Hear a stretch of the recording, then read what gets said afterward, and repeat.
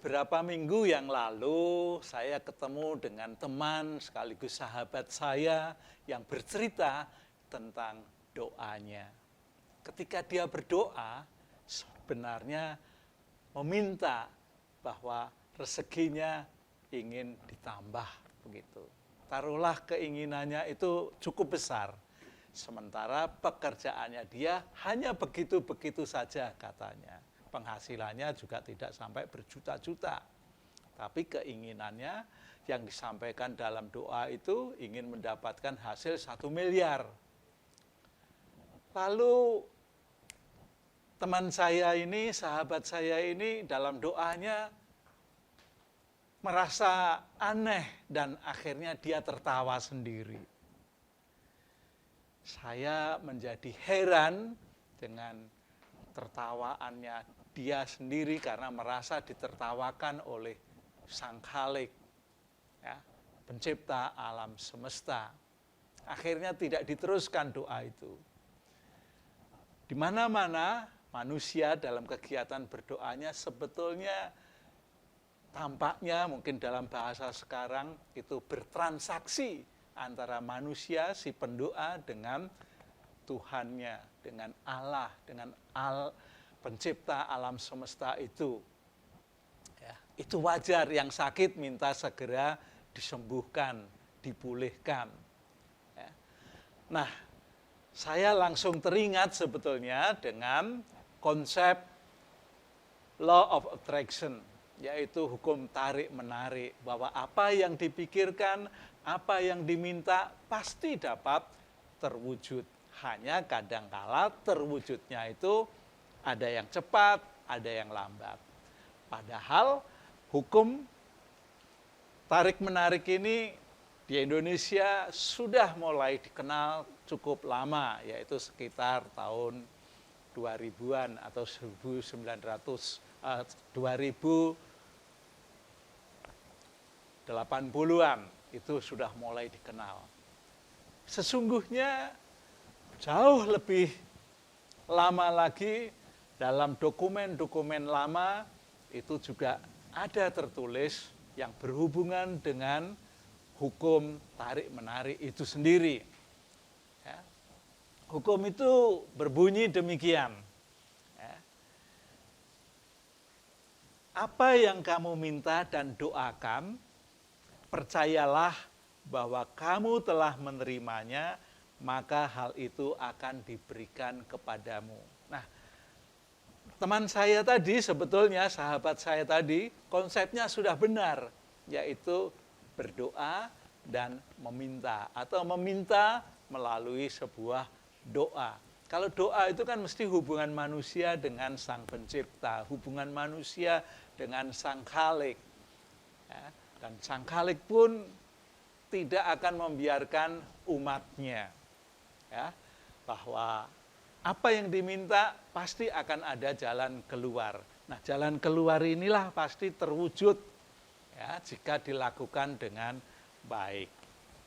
Nah, yang paling penting doa itu tidak sekali dinyatakan, tidak sekali diucapkan, tidak sekali disampaikan kepada Sang Pencipta, ya, tetapi bisa dilakukan secara terus-menerus hingga pada saatnya terwujud. Dan yang penting yaitu ada unsur percaya. Percaya kepada siapa? Ya percaya kepada Sang Khalik, percaya kepada Tuhan, percaya kepada Allah. Ya, karena dialah penguasa kehidupan di alam semesta ini. Nah, kalau kita mempercayainya, ya pastilah pada saatnya dapat terwujud.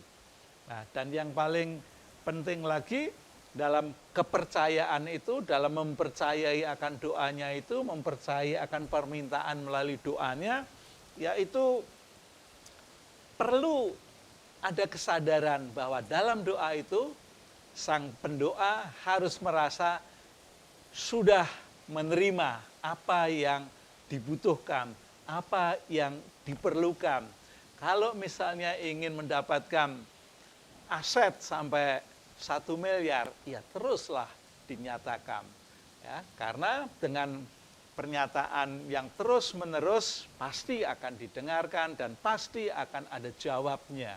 Jawabnya entah itu melakukan kegiatan-kegiatan lain, tidak melalui pekerjaan yang sudah ada, tetapi juga melewati pekerjaan-pekerjaan tambahan. Ya, pekerjaan tambahan itu ada banyak sekali modelnya. Ya, apakah itu melalui kegiatan berbisnis, apakah itu melalui pekerjaan berkebun, apakah itu melalui pekerjaan beternak, semuanya bisa memberikan hasil. Ya, kalau 1 bulan belum terwujud, mungkin akan terwujud pada 6 bulan berikutnya, atau mungkin 1 tahun berikutnya.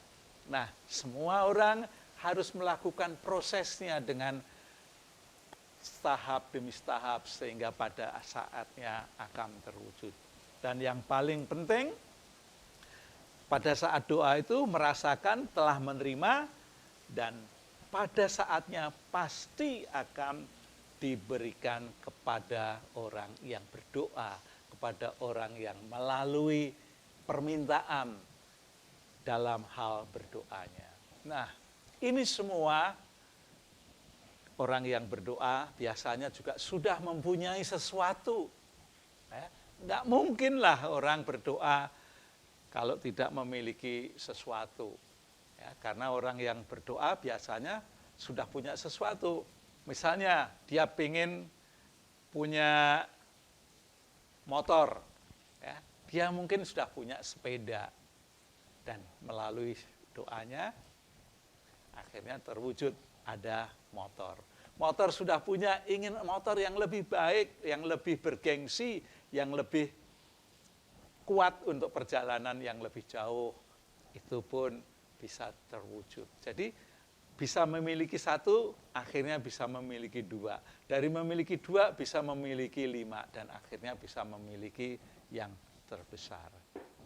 Karena di dalam hukum tarik-menarik ini juga ada konsep bahwa orang yang sudah memiliki akan diberi sesuatu hal yang lebih besar. Karena orang yang mampu mengelola hal yang kecil dapat dipercaya untuk mengelola hal-hal yang lebih besar lagi.